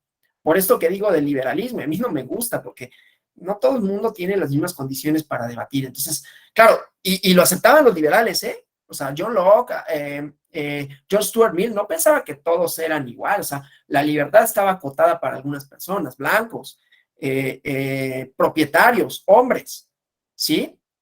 O sea, sí lo tenían como en mente ellos, ¿no? Lo que pasa es que luego se hizo extensiva, decir pluralidad de ideas, derechos políticos, que está bien, pero pues estaban restringidos y han estado restringidos porque hay muchos grupos que han sido invisibilizados históricamente, ¿no? Entonces aquí sí se está modificando esa teoría liberal. Yo no sé si lo tenían en mente o no, quizás no era como que, vamos a reflexionar sobre la teoría liberal, pero sí tiene esas implicaciones. Digo, los magistrados, los secretarios de acuerdos cuando lo hicieron, no sé si tuvieran en mente o no la teoría liberal y qué implicaciones tenía para esto, ¿no? Pero a mí por eso me gusta, sobre todo, ¿no? A los abogados les gusta por razones jurídicas, a mí, aunque tengo la formación inicial de abogado, me gusta por las implicaciones sociológicas que tiene, que son riquísimas, ¿no? Y súper amplias, ¿no? Más allá de la argumentación constitucional, que también es interesante y ahorita la vamos a ver. Pero bueno, y entonces decía, pues, se modifica hasta a nivel teórico, con esta primera parte de la racionalidad de los partidos, la teoría democrática. Ustedes habrán leído, hay un autor, a mí no me gusta, no me gusta nada de estas cosas que son como súper procedimentales e instrumentales, porque parecieran automáticas, ¿no? Porque parecían que el modelo lo responde a todo, cosa que nunca es cierta, que define Anthony Downs a la democracia como las reglas del juego, ¿no? Entonces, bueno, pues las reglas del juego suponen que los jugadores quieren lo mismo, que quieren ganar. Ustedes piensen en cualquier juego que jugamos, valga la redundancia, ¿no? Sea entre dos personas, ajedrez, suponiendo que fuera un bipartidismo, ¿no? Los dos buscan ganar con estrategias. Y la estrategia es, en el caso electoral, pues la selección de candidaturas, lo que pones en tensión como partido, tu plataforma, ¿no? Lo que ofreces en el mercado, como si de un mercado se tratase. Entonces, si es un mercado, primero, las diferencias entre uno y otro no son sustanciales, ¿no? Vendemos lo mismo, vendemos naranjas, solo que yo te voy a convencer que mi naranja es mejor, o mi jugo, lo que sea, ¿no? Es mejor que el del otro, por el precio, porque tiene más manzanas, si es como manzana, tiene más manzana, tiene menos endulcorantes, tiene menos azúcar, o tiene algunos otros elementos, y ahí hay una cosa de publicidad en la que pues no te voy a decir como todo lo que es, pero más o menos voy a tratar de convencerte, ¿sí? Esa es la lógica de un juego, ¿sí? Yo voy a ganar con estrategias, y las estrategias son racionales para maximizar mi utilidad. Pues esto rompe con esa lógica. Y me encanta que rompa con esa lógica. Otra vez, no sé si lo tenían en mente o no, pero si no lo tenían en mente, de todas maneras, las consecuencias de la decisión son esas, ¿no? O sea, porque no, a lo mejor no pensar, oye, la lógica de los partidos, porque eso no es asunto de ellos, es asunto mío en todo caso, ¿no? Y de quienes nos dedicamos al estudio de estas cosas, pero romper esa idea rompe con que la democracia no son solo las reglas del juego, porque las reglas del juego no solo implican racionalidad, las reglas del juego tienen una parte de valores, insisto, ¿no? En donde no, a ver, no todos los jugadores, en todo caso, ¿no? No, la maximización de la utilidad no es el único criterio, porque no nada más eres un jugador que busca ganar, eres un representante social. Y además, no todos tienen las mismas condiciones para llegar, ¿no? Porque entonces también en la racionalidad instrumental nos vamos un poquito más para atrás y la selección de candidaturas, los y las candidatos se venden a sí mismos como un producto que los partidos compran, ¿no? Yo soy el mejor candidato o candidata porque fui futbolista, ¿no? No ese es el criterio, pero bueno, van a votar por mí, ¿no? Por esa razón. En cambio, este doctor ese quién le importa, ¿no? Yo soy una figura pública. Y a ver, ahí están las cosas, ¿no? Están las consecuencias, ¿no? Y no estoy diciendo que por ser doctor sea mejor tampoco, ¿no? Solo estoy diciendo que el criterio para definirlo puede ser como, yo me vendo, yo soy doctor, yo soy mejor, porque pues, imagínense todo lo que, no estoy diciendo que sea, estoy haciendo como una teatralidad de esto, ¿no? Y desde luego ironizando un poco, ¿no? Pues, ¿quién va a ser mejor que yo, no? Bueno, entonces no, espérate, o sea, no, claro, es más fácil para ti, para mí o para el otro ser candidato que una persona que no reúne con ese perfil sociodemográfico. Y deja tú eso, estás dejando sin representación a las personas, ¿no? Entonces, eso es todo lo que es interesante de esto, ¿no? Todos los alcances teóricos y prácticos y las redefiniciones, que es lo que a mí me interesa, ¿no? Insisto, más allá de la argumentación constitucional, que también es importante. Entonces, bueno, aquí está, ¿no? Toda la idea de la medida afirmativa, ¿no? Y todos los argumentos que va desgranando de los partidos y por qué no están de acuerdo, ¿no? Porque además se pronuncia, o sea, la sentencia se pronuncia sobre un montón de temas, ¿no? No solo la cuestión de los migrantes, sino diversidad sexual. Por eso les digo, esto es importante para todo el diplomado en realidad, ¿no? O sea, esta sentencia. Nada más que aquí vamos a ampliar los alcances, ¿no? Lo que dice la sentencia, pero las consecuencias que tiene para un montón de cosas. Y que ya no repito, porque así ya lo dijiste, ¿no? Pero me ayuda a la idea de ciudadanía democrática, democracia, teoría democrática, liberalismo, ¿no? O sea, tiene todas estas vertientes, ¿no? Bueno, entonces aquí todo esto, las situaciones de vulnerabilidad, cuál es la situación de vulnerabilidad, porque esa es otra parte, ¿no? Reconocer cuál es la vulnerabilidad estructural de cada uno de los grupos y por qué, y entonces por qué se les tiene que incluir y qué razones, hasta filosóficas hay para incluirlos, ¿no? Entonces, bueno, todo esto. Para las personas residentes en el extranjero, no contemplan medidas afirmativas, ¿no? Y el INE dice, no tengo condiciones, ¿no? No me puedo pronunciar sobre esto porque se requiere el diseño constitucional y legal para armonizar requisitos, elegibilidad, reglas de campaña, que claro que es un problema, ¿no? Uso de recursos, financiamiento, ¿no? Entonces, pues requieren, dice, un estudio profundo y no se puede instrumentar, ¿no? Entonces, quienes impugnan dicen, pues esto no nos satisface, ¿no? Tienen que decidir sobre medidas afirmativas para que igualmente se nos contemple a partir de las listas de RP. Y dice, tienen razón, ¿no? Primero, estamos obligados a garantizar derechos políticos electorales.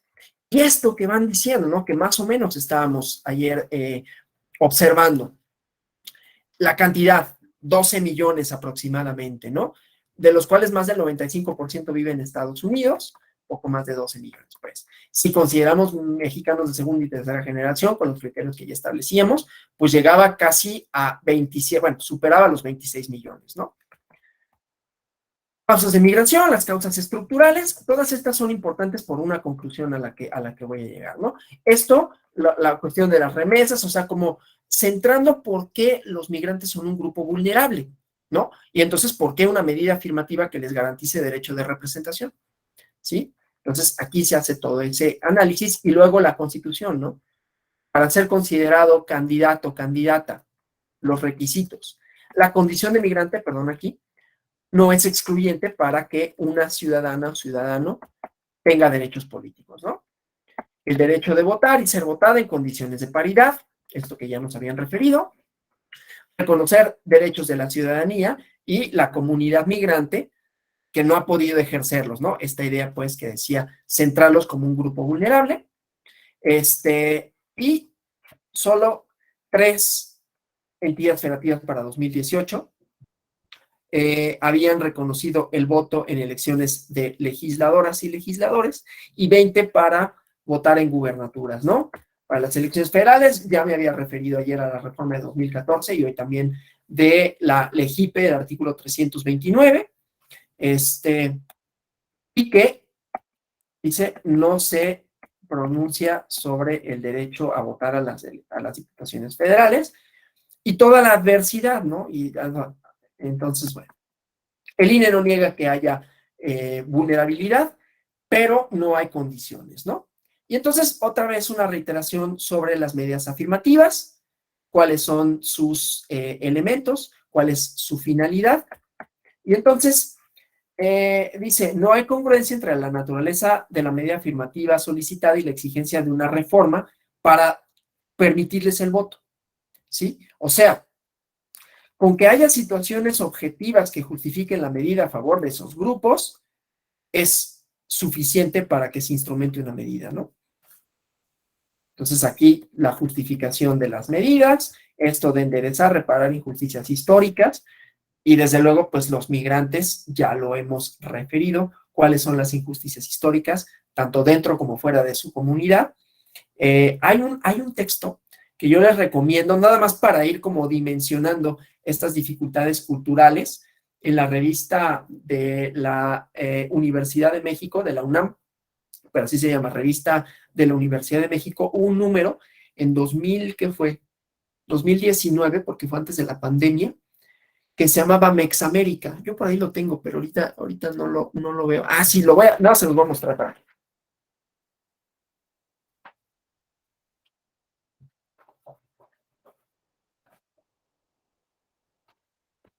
Como ven, siempre hay un elemento en donde uno pues va como que hablando en la clase y de repente se acuerda de cosas, no está así como que todo un guión.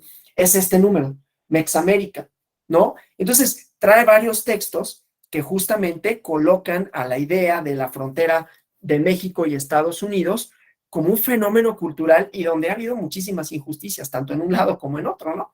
O sea, esta parte de la no identificación, que además lo reconoce la sentencia, ¿no? La discriminación que sufren aquí y allá, la no identificación, que no obstante mantienen vínculos, ya lo comentaron, la idea de las remesas, vínculos simbólicos, ¿no? Muchos de ellos no es que no se sientan mexicanos y que a fuerza quieran migrar, y adoptan inclusive elementos culturales del propio país, ¿no? Entonces, bueno, esta cuestión, ¿no? Que los coloca pues como un grupo vulnerable y los elementos culturales que los hacen ser excluidos. Entonces, exigir una reforma legislativa pues es muy difícil, digamos, ¿no? Hace gravoso, como dice, porque además tienen desventajas. ¿Y qué tanto pueden incidir en la agenda legislativa si no tienen representación, ¿no? Entonces es la víbora que se muerde la cola. No tienen representación porque no hay reforma legislativa y no hay reforma legislativa porque no tienen representación. ¿Quién va a proponer esa iniciativa? Es más, ¿a quién le va a importar en todo caso, no? Pues a los de allá, pero no están representados. Entonces se vuelve un sinsentido, ¿no?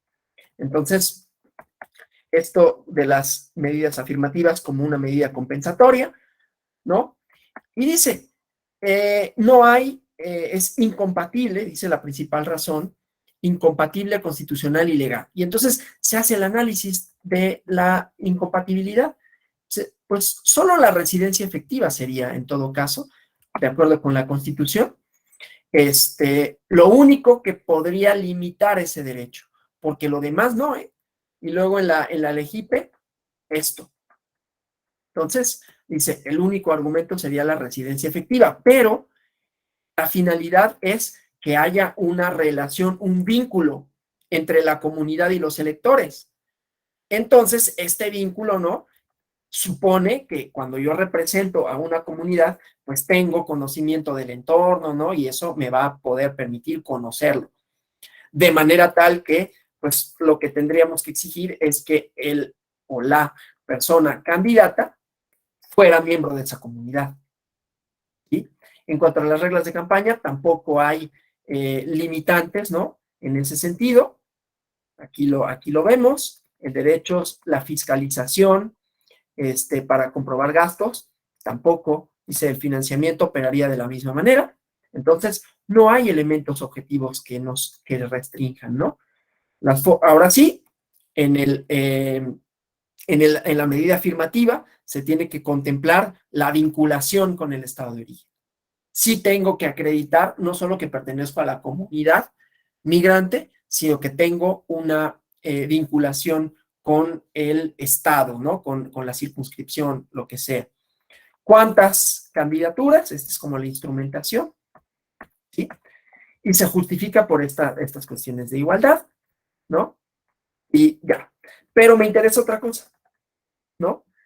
¿Qué pasa cuando las medidas afirmativas, y me referí en los partidos políticos a la ley de hierro de la oligarquía, qué pasa? Las comunidades migrantes, como cualquier otro grupo social, son diferenciadas, ¿no? O sea, hay diferentes posiciones dentro de los grupos.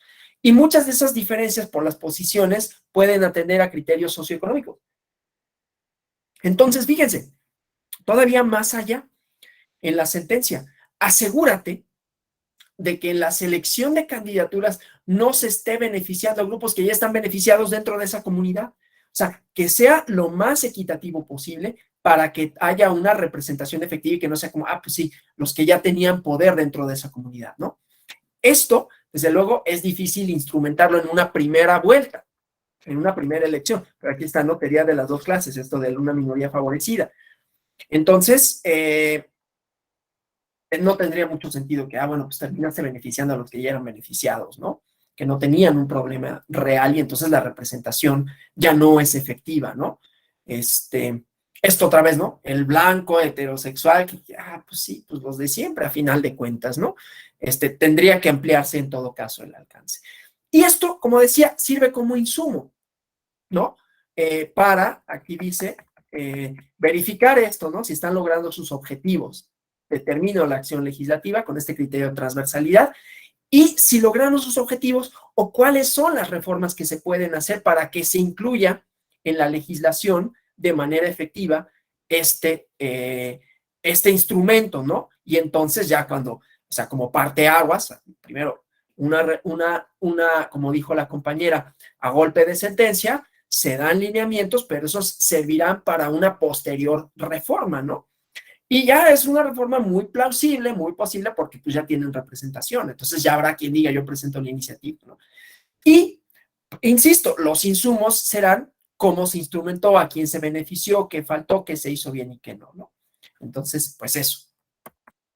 Eso para garantizar ese otro derecho, ¿no? Entonces, bueno, esto, diseñar e implementar la medida afirmativa para personas mexicanas para que participen dentro de los 10 primeros lugares, para asegurarles que sí llegan, ¿no? Dentro de las circunscripciones plurinominales y también con el principio de paridad, ¿eh? Aquí no se nos puede olvidar porque es un principio constitucional, ¿no? Luego llevar a cabo este estudio respecto de qué tan eficaz fue para realizar ajustes en próximos procesos y que esto, insisto, sean insumos, ¿no? En donde que el INE coadyuve para la reforma jurídica ulterior, ¿no? Bueno, pues con esto terminamos el módulo.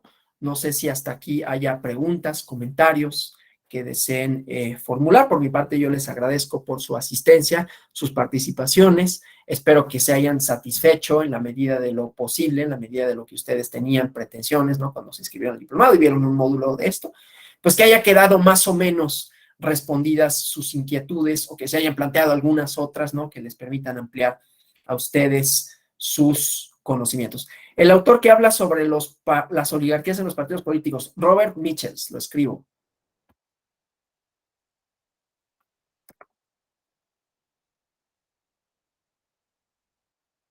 Bueno, pues muchas gracias otra vez por su atención, por su participación y su asistencia.